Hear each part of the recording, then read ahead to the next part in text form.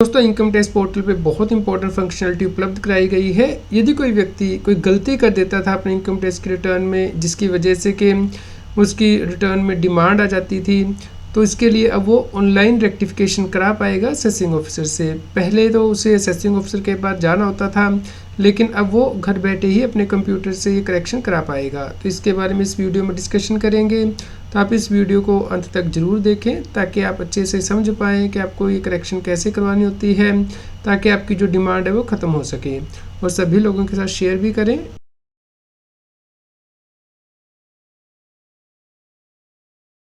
दोस्तों income tax के portal पे नई फंक्शनलिटी उपलब्ध कराई गई है। इसके लिए आपको सबसे टाइम में जाना है, रेक्टिफिकेशन में जाना है। यहाँ पे rectification to assessing officer seeking rectification, इस पर प्रेस करना है। तो यदि आपके अगेंस्ट जो असेसमेंट ऑर्डर है असेसिंग ऑफिसर ने पास किया है, जिसमें कि उसने डिमांड रेज कर दी है और उसमें आपको लगता है कि गलती की हुई है असेसिंग ऑफिसर ने, तो उस केस में आप रेक्टिफिकेशन के लिए अप्लाई कर सकते हैं ऑनलाइन ही घर बैठे। इसके लिए आपको अब असेसिंग ऑफिसर के ऑफिस में फिजिकली विजिट करने की आवश्यकता नहीं होगी। तो यहाँ पे आपको न्यू रिक्वेस्ट पे प्रेस करना है। अब यहाँ पे आपको असेसमेंट ईयर चूज़ करना है। जिस भी आप असेसमेंट ईयर का असेसमेंट ऑर्डर पास किया असेसिंग ऑफिसर ने, उससे आपको यहाँ पे चूज़ कर लेना है। यहाँ पे आपको ध्यान रखना है कि यदि आपको इंटीमेशन जो है वो सीपीसी बेंगलोर के द्वारा प्रोसेस किया गया है, तो रेक्टिफिकेशन भी सीपीसी बेंगलोर के द्वारा की जाएगी। लेकिन यदि असेसमेंट ऑर्डर या पेनल्टी ऑर्डर असेसिंग ऑफिसर ने पास किया है, तो आप उसकी रेक्टिफिकेशन यहाँ अप्लाई कर सकते हैं। तो यहाँ पे आप असेसमेंट ऑर्डर या पेनल्टी ऑर्डर चूज़ करेंगे। तो जब असेसमेंट ऑर्डर पास किया जाता है उसमें डिन नंबर मेंशन किया होता है, यानी कि डॉक्यूमेंट आइडेंटिफिकेशन नंबर। तो आपको यहाँ पे विद डिन सेलेक्ट करना है, और जो आपके ऑर्डर में डॉक्यूमेंट आइडेंटिफिकेशन नंबर मेंशन किया है वो यहाँ पे रेफर करना है। और यहाँ पे आपको जो सेक्शन है जिसके अंतर्गत के ऑर्डर पास किया गया है वो यहाँ पे मेंशन करना है, और किस दिन ऑर्डर पास किया गया है वो यहाँ पे मेंशन करना है। तो उसके बाद यहाँ पे जो डिमांड रेज की गई है यदि ऑर्डर में, तो यहाँ पे आप यस करेंगे तो डिमांड रेफरेंस नंबर भी आपको यहाँ पे एंटर करना होगा। यदि डिमांड नहीं रेज की तो आप नो कर सकते हैं। तो यहाँ पे आप कंटिन्यू करके ये रेक्टिफिकेशन ऑनलाइन अप्लाई कर सकते हैं।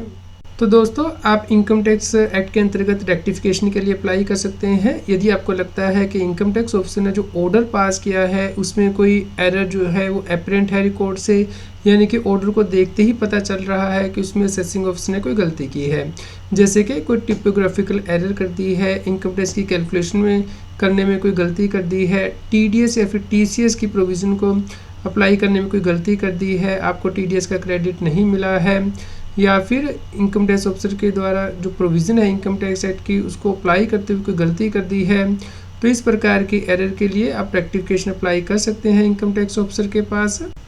दोस्तों मान लीजिए किसी टैक्स पेयर की असेसमेंट 24-25 में जो इनकम थी वो तो 10 लाख थी, लेकिन इनकम टैक्स ऑफिसर ने असेसमेंट करते हुए इनकम को 12 लाख रुपये ले लिया है।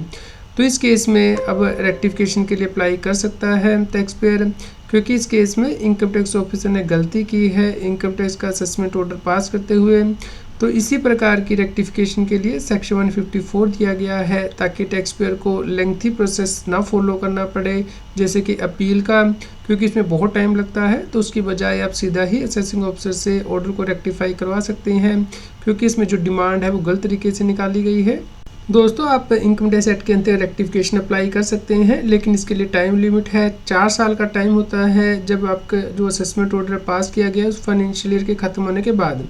मान लीजिए आपका जो असेसमेंट ऑर्डर पास किया गया है वो फाइनेंशियल ईयर 24-25 में पास किया गया है, तो उसके ख़त्म होने के बाद यानी कि 31 मार्च 2029 तक आप रेक्टिफिकेशन अप्लाई कर सकते हैं इनकम टैक्स ऑफिसर के पास।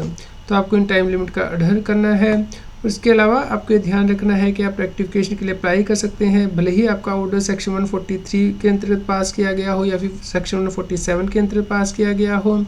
तो आप इस अपॉर्चुनिटी को जरूर यूज़ करें। यदि इनकम टैक्स ऑफिसर के द्वारा कोई डिमांड आपकी गलती से निकाल दी गई है तो आप रेक्टिफिकेशन के लिए ज़रूर अप्लाई करें। तो इसी प्रकार के रेगुलर अपडेट के लिए आप हमारे यूट्यूब चैनल को सब्सक्राइब कर लें और सभी लोगों के साथ शेयर करें, ताकि उन तक ये जानकारी पहुँच पाए और वो इनकम टैक्स की कॉम्प्लायंस कर पाएँ।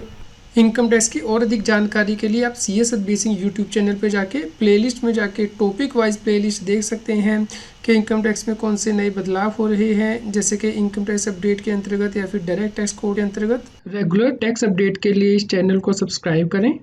आप हमें Telegram app CA Satbir Singh टैक्सील पे ज्वाइन कर सकते हैं ताकि आप GST और इनकम टैक्स के रेगुलर अपडेट अपने मोबाइल पर ही प्राप्त कर सकें।